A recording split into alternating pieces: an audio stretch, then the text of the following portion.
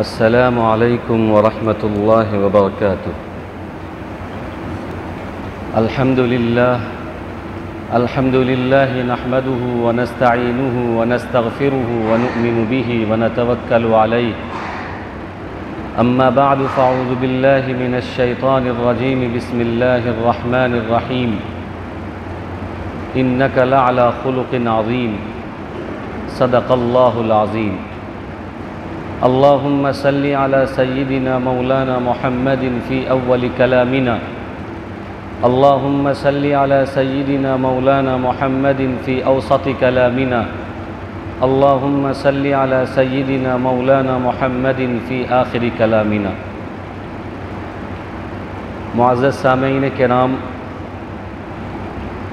گزشتہ 4 ہفتوں سے آپ حضرات ہمارے نبی صلی اللہ علیہ وسلم کے اخلاق، کردار پر گفتگو سماعت فرما رہے ہیں، اس امید سے کہ اللہ تبارک و تعالی ہم سب کو اخلاق حسنہ سے مزین فرمائے، ہمارے کردار کو بہتر بنائے، ہماری عادت اور خصلت کو بہتر سے بہتر بنائے، کیونکہ ہمارے لیے بہترین قدوہ، بہترین اسوہ، بہترین نمونہ، بہترین رہبر، بہترین مربی آپ صلی اللہ علیہ وسلم کی ذات گرامی۔ میں اپنی گفتگو کو یہیں سے آگے بڑھاتا ہوں۔ مسلم شریف کی ایک روایت ہے، حضرت انس ابن مالک رضی اللہ تعالیٰ عنہ اس کے راوی ہیں۔ حضرت انس ابن مالک رضی اللہ تعالیٰ عنہ فرماتے ہیں کہ اللہ کے نبی صلی اللہ علیہ وسلم کو میں نے دیکھا، کان رسول اللہ صلی اللہ علیہ وسلم من احسن الناس خلقا، کہ آپ صلی اللہ علیہ وسلم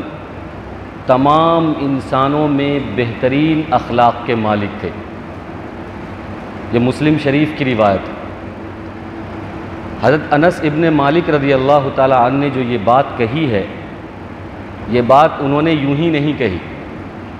بلکہ آپ صلی اللہ علیہ وسلم کو بڑے قریب سے دیکھا ہے، بہت قریب سے محسوس کیا ہے۔ آپ صلی اللہ علیہ وسلم کے ساتھ تقریباً 9 سے 10 سال صحبت اختیار کیا ہے، اور 9 سے 10 سال آپ صلی اللہ علیہ وسلم کے خادم رہے ہیں حضرت انس ابن مالک رضی اللہ تعالیٰ عنہ۔ جب 10 سال اللہ کے نبی صلی اللہ علیہ وسلم کی خدمت کی تو ان کو یہ بات سمجھ میں آئی کہ آپ صلی اللہ علیہ وسلم بہترین اخلاق کے، بہترین کردار کے مالک تھے۔ اس کا پیچھے کا پس منظر کیا ہے، اس کا بیک گراؤنڈ پیچھے کا کیا ہے کہ آپ صلی اللہ علیہ وسلم کے بارے میں حضرت انس ابن مالک رضی اللہ تعالیٰ عنہ جو یہ بات کہہ رہے ہیں کہ اللہ کے نبی صلی اللہ علیہ وسلم انسانوں میں سب سے بہترین اخلاق کے مالک تھے، اس کا پس منظر یہ ہے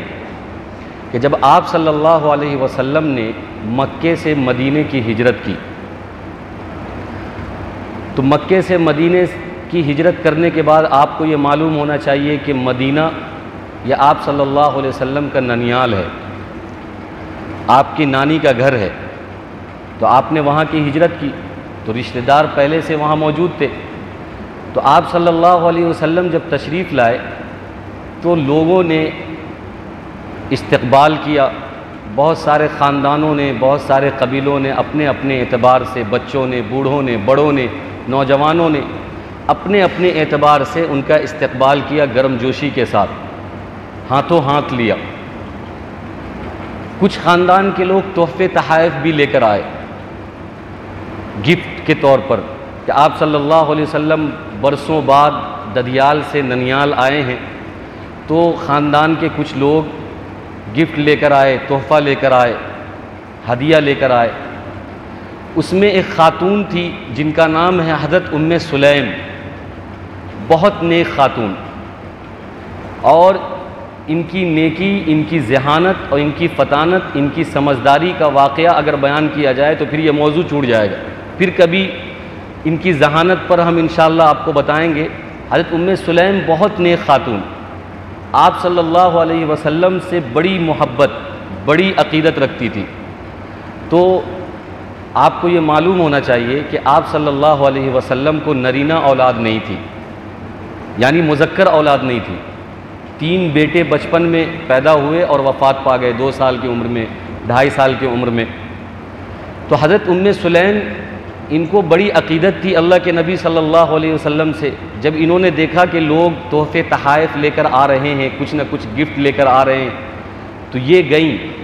اور یہ بھی آپ صلی اللہ علیہ وسلم کی ننیالی رشتہ دار میں آتی ہیں۔ تو انہوں نے کہا کہ آپ کے پاس تو کوئی خادم نہیں ہے، کوئی بچہ نہیں ہے، کوئی اولاد نہیں ہے، اور سب کو معلوم بھی تھا کہ لڑکا جو بھی تھا وہ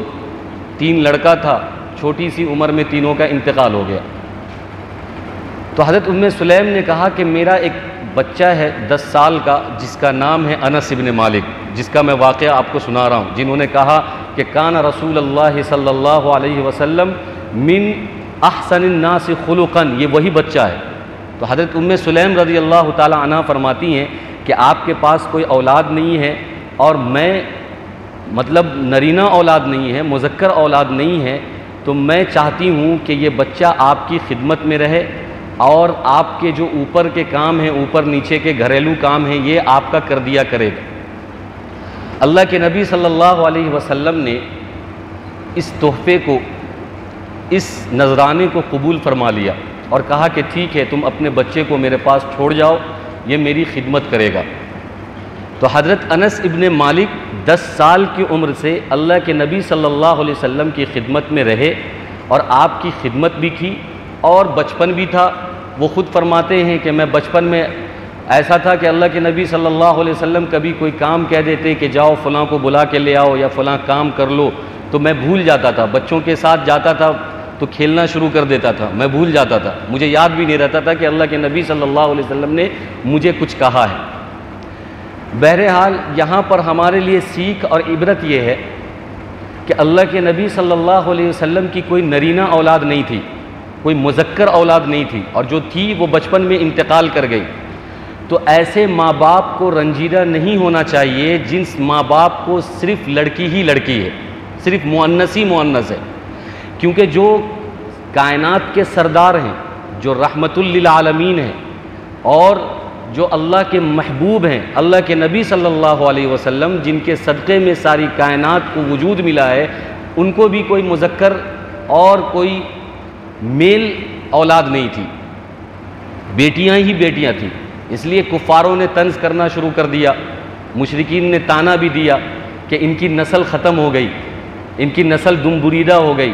ان کی نسل آگے نہیں بڑھے گی، ان کی وراثت آگے نہیں بڑھے گی۔ لیکن دنیا جانتی ہے، اور دنیا اس بات کو مانتی بھی ہے کہ آپ صلی اللہ علیہ وسلم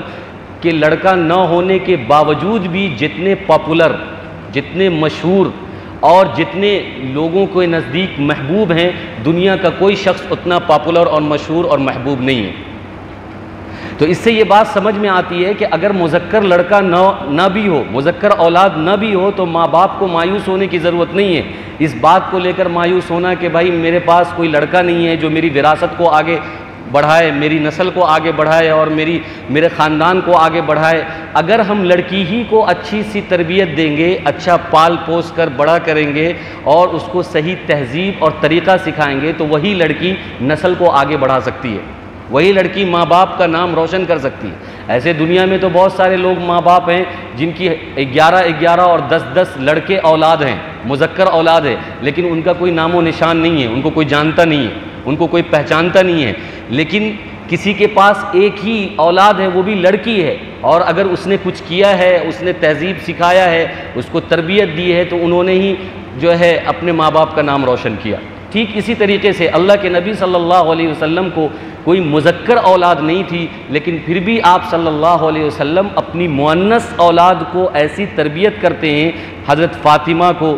اور حضرت ام کلثوم کو، کہ وہ پھر ایک زمانے تک، بلکہ قیامت تک وہ یادگار اور مثالی ہیں، اور آپ صلی اللہ علیہ وسلم کی نسل چلتی رہے گی اور ان کا حسب چلتا رہے گا، اور آپ صلی اللہ علیہ وسلم کی شان، آپ کی عزت اتنی ہی برقرار رہے گی جتنے کی لڑکے ہونے سے ہوتی ہے۔ ایک سیکھ تو یہ ہے۔ دوسری یہ کہ حضرت انس ابن مالک رضی اللہ تعالیٰ عنہ جب آپ صلی اللہ علیہ وسلم کی خدمت میں آئے بچپن میں 10 سال کی عمر میں، تو انہوں نے 10 سال خدمت کیا اور آپ صلی اللہ علیہ وسلم کو محسوس کیا، دیکھا، قریب سے دیکھا، تو انہوں نے ایک جملہ کہا جو مسلم شریف کے اندر ہے۔ ایک جملہ تو میں نے ابھی سنایا کہ کان رسول اللہ صلی اللہ علیہ وسلم من احسن الناس خلقا، کہ آپ صلی اللہ علیہ وسلم انسانوں میں تمام انسان سے بہترین اخلاق کے مالک تھے۔ دوسرا جملہ انہوں نے یہ کہا کہ واللہ لأخدمہ، کہ قسم بخدا، اللہ کی قسم، میں نے اللہ کے نبی صلی اللہ علیہ وسلم کی خدمت کی 7 سنین او 9 سنین، 7 سال یا 9 سال، اور اللہ کے نبی صلی اللہ علیہ وسلم نے کبھی مجھ سے یہ نہیں کہا کہ اگر میں کوئی کام کر رہا ہوں تو انہوں نے یہ نہیں کہا کہ تم نے یہ کام کیوں کیا، اور اگر میں نے کوئی کام نہیں کیا تو انہوں نے کبھی یہ نہیں کہا کہ تم نے یہ کام کیوں نہیں کیا 10 سال کی خدمت میں۔ اگر میں کوئی کام اللہ کے نبی صلی اللہ علیہ وسلم کے حکم سے یا بغیر حکم سے میں نے کوئی کام کر دیا تو آپ نے کبھی یہ نہیں کہا کہ تم نے یہ کام کیوں کیا، اور اگر اللہ کے نبی صلی اللہ علیہ وسلم کے حکم یا بغیر حکم سے میں نے کوئی کام نہیں کیا تو آپ صلی اللہ علیہ وسلم نے کبھی یہ نہیں پوچھا کہ تم نے یہ کام کیوں نہیں کیا۔ جب انہوں نے اتنی قربت محسوس کی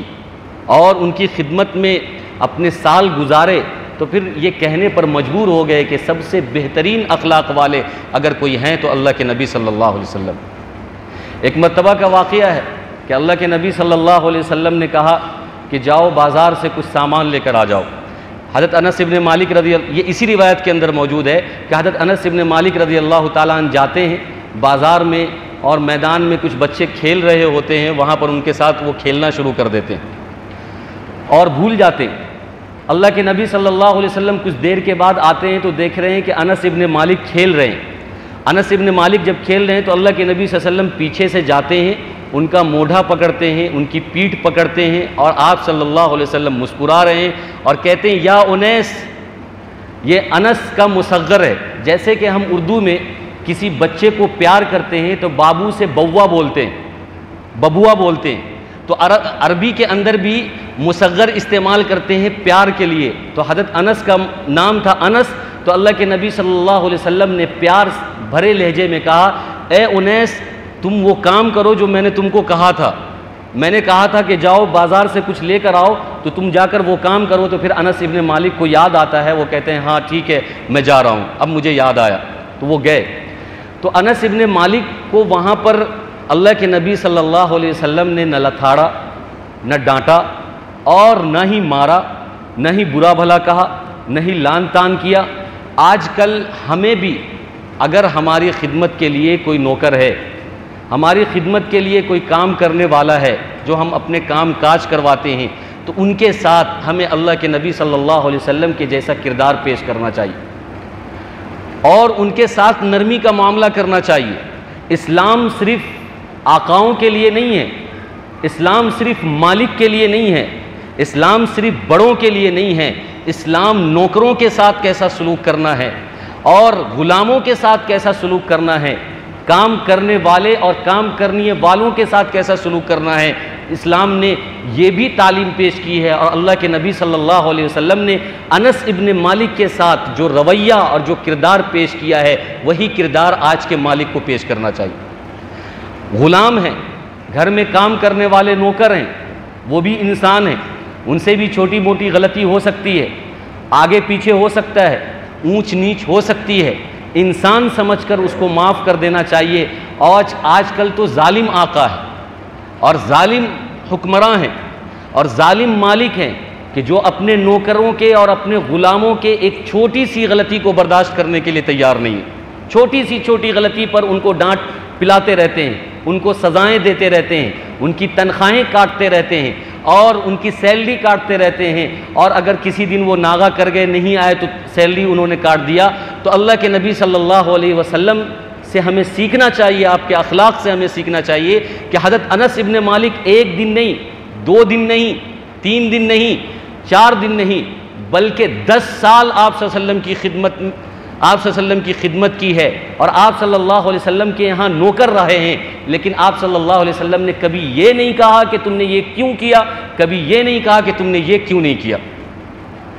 اور کبھی مارا بھی نہیں، کبھی ڈانٹا بھی نہیں، کبھی برا بھلا بھی نہیں کہا۔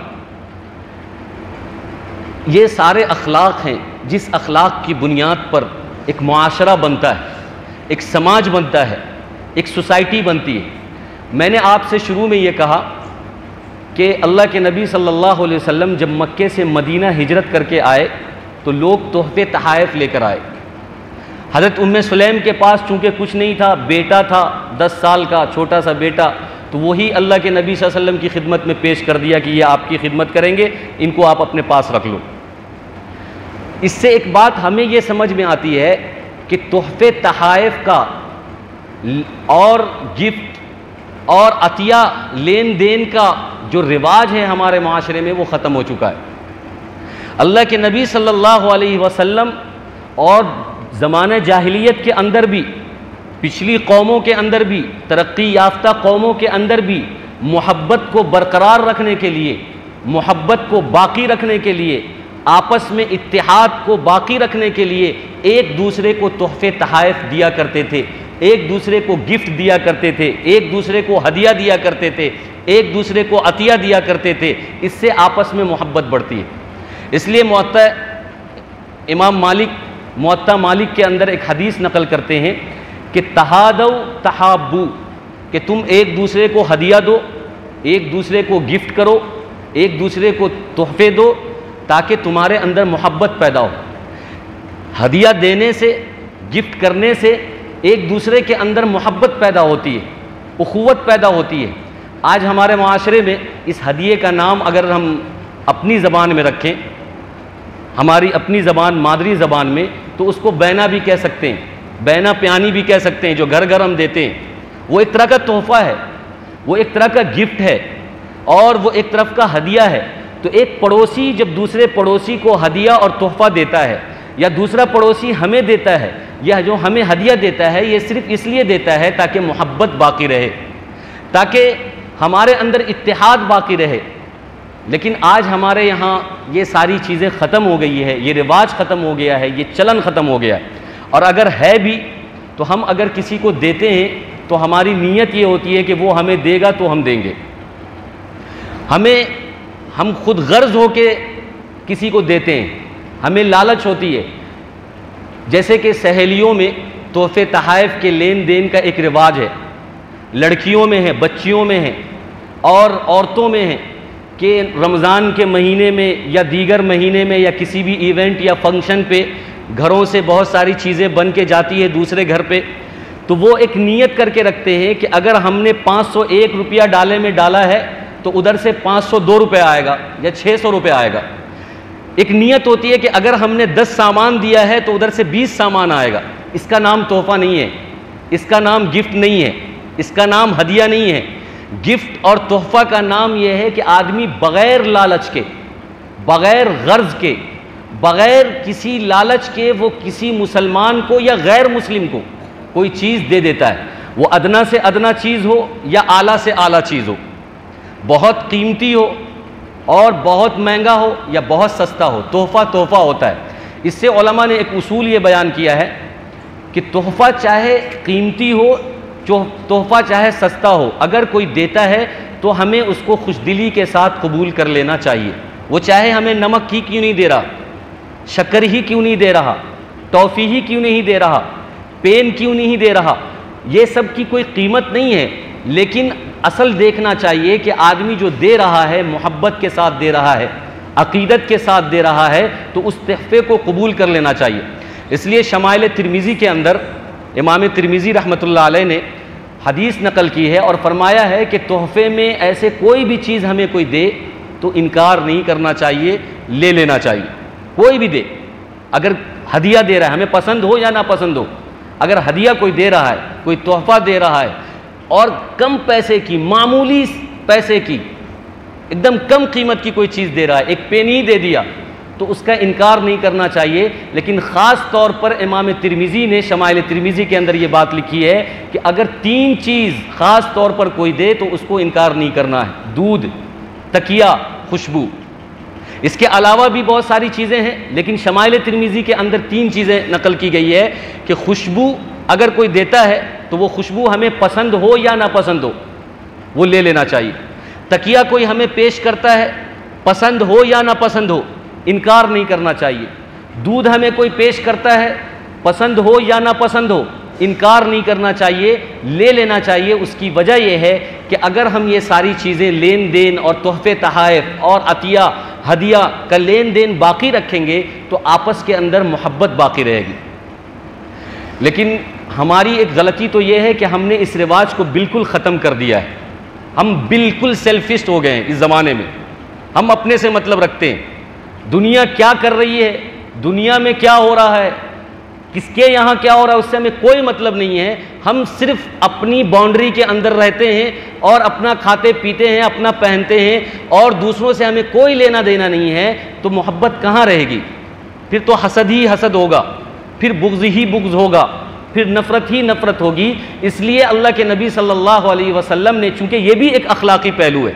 اخلاق کا ایک حصہ ہے یہ، اس لیے میں آپ کے سامنے اس کو تفصیل سے بیان کر رہا ہوں کہ اگر ہم اس چیز کو رواج دیں کہ ایک دوسرے کو تحفے تحائف دیتے رہیں، ایک دوسرے سے تحفے تحائف لیتے رہیں، دیتے رہیں، تو انشاءاللہ سماج میں محبت باقی رہے گی اور سماج پھلے گا، پھولے گا، محبت کے ساتھ پروان چڑھے گا۔ لیکن اگر ہم صرف اپنے سے مطلب رکھتے ہیں، اللہ کے نبی صلی اللہ علیہ وسلم کا معمول یہ تھا کہ آپ صلی اللہ علیہ وسلم کے گھر میں اگر کوئی سالن بنتا تو آپ صلی اللہ علیہ وسلم اپنی ازواج مطہرات کو یہ ارشاد فرما دیتے کہ سالن اور بڑھا دو۔ کوئی بھی سالن بنتا تو بولتے اس میں شوربہ بڑھا دو، تاکہ پڑوسی کے یہاں بھیج دیں گے، کسی اور کو دے دیں گے، شوربہ بڑھا دو۔ تو یہ بھی ایک طرح کا تحفہ ہے، یہ بھی ایک طرح کا گفٹ ہے، یہ بھی ایک طرح کا ہدیہ ہے تاکہ محبت باقی رہے۔ لیکن آج تو یہ رواج ختم ہو گیا، جس کی وجہ سے ہمارے اندر نفرت پل رہی ہے۔ دوسری غلطی ہمارے اندر یہ ہے کہ ہم بغیر لالچ کے، بغیر غرض کے کسی کو کوئی چیز دینا ہی نہیں چاہتے۔ ہم نے کسی کو ایک مرتبہ دیا، پہل کیا، دے کر اب اگر ریٹرن میں اس نے کبھی کچھ نہیں دیا تو اب وہ ہم لوگ مطمئن ہو جاتے ہیں، ہم سمجھتے ہیں کہ اس کی طرف سے تو اب کچھ آ نہیں رہا تو دینے کی کوئی ضرورت نہیں ہے، اس کی طرف سے اب کچھ نہیں آ رہا ہے تو اب ہم نہیں دے رہے۔ یہ ہماری غلطی ہے، اس کو سدھارنے کی ضرورت ہے۔ تیسری چیز یہ ہے کہ اگر ہمیں کوئی تحفہ دیتا ہے تو اس کو ہم حقیر نہ سمجھیں، اس کو ہم معمولی نہ سمجھیں۔ وہ محبت پیش کر رہا ہے، وہ چاہے نمک پیش کرے، وہ چاہے ٹافی دے، وہ چاہے پین دے، کوئی بھی معمولی سی چیز دے۔ اس لیے علماء نے لکھا ہے کہ تحفے کی کوئی قیمت نہیں ہوتی ہے۔ تحفہ چاہے کتنی بھی قیمتی ہو اور کتنا بھی سستا ہو، اس کی کوئی قیمت نہیں ہوتی، وہ انمول ہوتا ہے، وہ بے قیمت ہوتا ہے۔ اس لیے کہ آدمی اپنا دل نکال کر دیتا ہے، اپنا محبت پیش کرتا ہے کسی سے بھی کہ یہ لیجئے، تو اس کو انکار نہیں کرنا ہے، حقیر نہیں سمجھنا ہے اور کہنا ہے کہ اچھی چیز اپنے لیے رکھ لیا اور ہم کو دے دیا نمک، ہم کو دے دیا ٹافی، ہم کو دے دیا پین، ہم کو دے دیا کھجور، تو اس کو حقیر نہیں سمجھنا ہے، اس کو بڑی عقیدت کے ساتھ، بڑی محبت کے ساتھ، خندہ پیشانی ہو کر اور خم ہو کر، تواضع کے ساتھ اس کو قبول کر لینا ہے تاکہ محبت باقی رہے۔ اور بھی غلطیاں یہ ہے کہ اگر ہمیں کوئی تحفہ پیش کرتا ہے، ہم لے لیتے ہیں، فیوچر میں جا کر کبھی کوئی جھگڑا ہو جائے، کوئی لڑائی ہو جائے، تو اب جتنی چیز ہم اس کو دیے رہتے ہیں، شروع سے کاؤنٹ کرانا شروع کرتے ہیں کہ ہم نے تم کو یہ دیا، ہم نے پھر ادھر سے بھی وار ہوتا ہے کہ ہم نے تم کو یہ دیا، تم نے ہم کو یہ دیا۔ تو یہ بھی اس طرح کا، یہ اتنا گھناؤنا اور بیکار چیز ہے کہ اللہ کے نبی صلی اللہ علیہ وسلم فرماتے ہیں کہ اگر کوئی آدمی کسی کو کوئی چیز دیتا ہے اور دینے کے بعد پھر اس کا الہنا دیتا ہے، دینے کے بعد پھر احسان جتلاتا ہے، تو وہ ایسا ہے جیسے کہ کسی نے الٹی کی ہو اور پھر اس الٹی کو وومیٹنگ کر کے پھر اس کے بعد وہ اس نے منہ کے اندر اس کو ڈال لیا ہو، یعنی الٹی کر کے پھر واپس اس کو گھونٹ لیا ہو۔ بتائیے یہ کتنی گندی چیز ہے کہ ایک آدمی الٹی کرے تو وہ گندی چیز ہے، ایک تو ایسے ہی وہ بدبودار، اور الٹی جو ہے نجس ہے، ناپاک ہے اور گندا ہے۔ اللہ کے نبی صلی اللہ علیہ وسلم نے سمجھانے کے لیے یہ بتایا کہ کوئی آدمی اگر کسی کو کوئی چیز دے اور احسان جتلائے یا واپس ڈیمانڈ کرے کہ نہیں مجھے واپس کرو، میں نے تم کو یہ تحفہ دیا ہے، یہ مجھے واپس کر دو، یا میں نے یہ تم کو تحفہ دیا ہے اور کسی کے سامنے اس کا احسان جتلاتا رہے۔ احسان جتلانے کا ایک طریقہ یہ ہے کہ آدمی یہ کہے کہ میں نے تم کو فلاں فلاں چیز دیا، یہ احسان جتلانے کا ایک طریقہ ہے. لڑائی جھگڑے میں کہے یا نارملی کہے، یہ احسان جتلانے کا طریقہ ہے. اور ایک طریقہ یہ ہے کہ آدمی کسی کو کوئی سامان دے دے، اب وہ احسان جتلانے کے لیے، اپنی سرخروئی حاصل کرنے کے لیے، اپنا نام پانے کے لیے جس کو اس نے دیا ہے، مجمع میں یا تنہائی میں اس سے پوچھے کہ میں نے جو آپ کو وہ سامان دیا تھا وہ سامان اچھا تھا. مجمع میں پوچھ رہا ہے، اس کو آپ نے استعمال کیا اور فلاں فلاں چیز ہم نے آپ کو دی تھی، تذکرہ کر رہا ہے، یعنی اس چیز کو ذکر کر رہا ہے جو اس نے دیا ہے. اس سے مقصود اس کا احسان جتلانا ہے، 10 لوگوں کو بتانا ہے کہ میں نے دیا ہے. اور 10 لوگوں کو معلوم ہو گیا. اب ظاہر ہے کہ سامنے والا یہ کہے گا، اچھا ہو تو اچھا، برا ہو تو برا، جو کہنا ہوگا وہ کہے گا. لیکن سامنے 10 لوگوں کو یہ بات معلوم ہو جائے گی کہ فلاں شخص نے گفٹ کے طور پر فلاں کو سامان دیا تھا. یہ بھی احسان جتلانے کا ایک طریقہ ہے. یہ بھی جو ہے مانگنے کا ایک طریقہ ہے. یہ بھی جو ہے الہنا دینے کا ایک طریقہ ہے. اللہ کے نبی صلی اللہ علیہ وسلم فرماتے ہیں کہ یہ ساری چیزیں، کہ اگر کوئی شخص کسی کو کوئی چیز دے دے، دینے کے بعد وہ ہدیہ ہے، وہ گفٹ ہے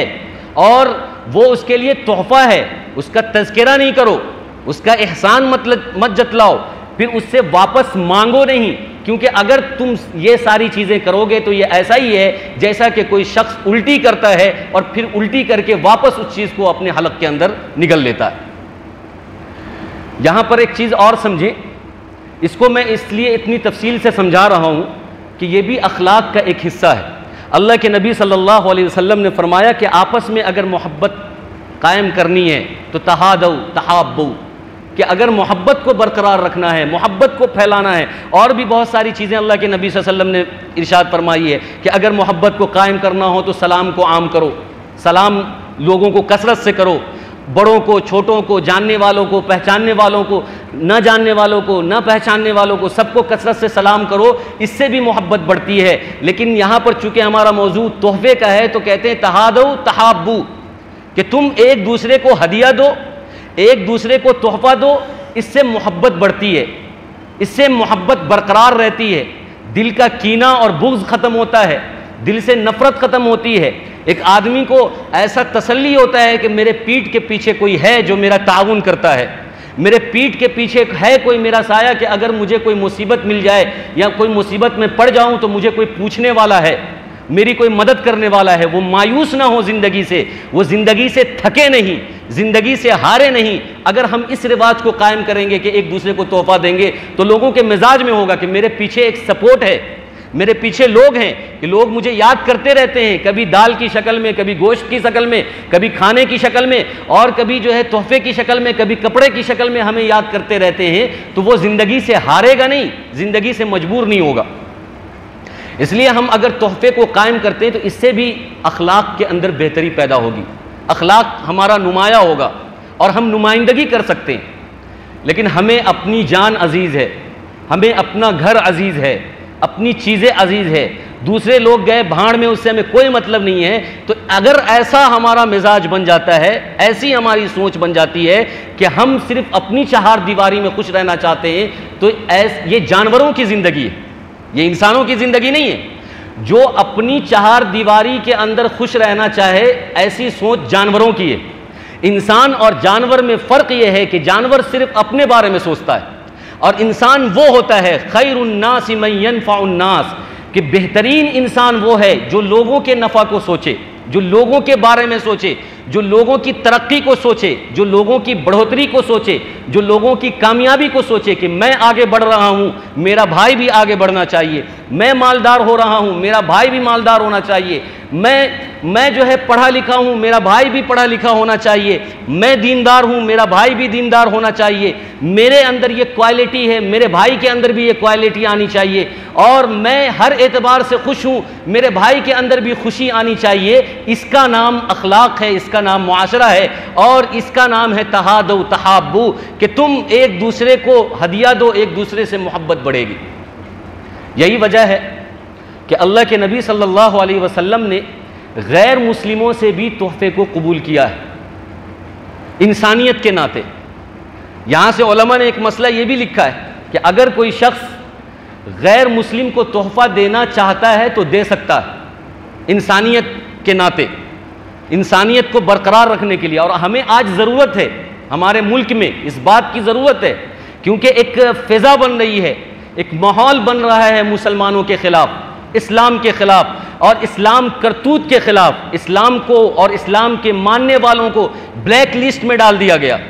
اور اسلام کے ساتھ ہمیشہ آتنکواد اور ٹیررسٹ کا لفظ استعمال کیا جاتا ہے ہر جگہوں پر، بڑے بڑے پلیٹ فارم پر۔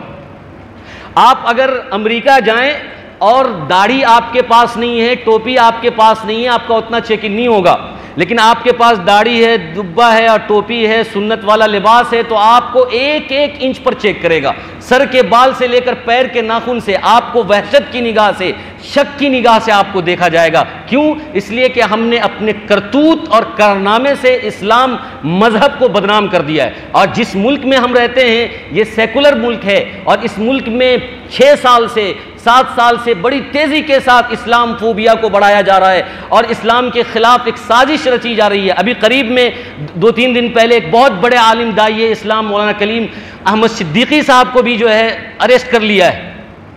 اب کس وجہ سے کیا یہ یہاں پر تفصیلات کا موقع نہیں ہے، لیکن آپ کو معلوم ہونا چاہیے، لیکن صرف اس وجہ سے کیا کہ یہ مسلمان ہیں، صرف اس وجہ سے کیا کہ یہ اسلام کو فالو کرنے والے ہیں۔ تو اور اسلام اور مسلمان کے نام کو خراب کرنے کے لیے ابھی اتنے بڑے داعیہ اسلام اور بہت بڑا ان کا کارنامہ ہے، کام کر رہے ہیں، اور اپنا پیسہ خرچ کر کے کئی علاقوں میں، کئی اسٹیٹ میں وہ کام کر رہے ہیں، لیکن ان کو اریسٹ کر لیا۔ ہم بد کرداری ہم کرتے ہیں،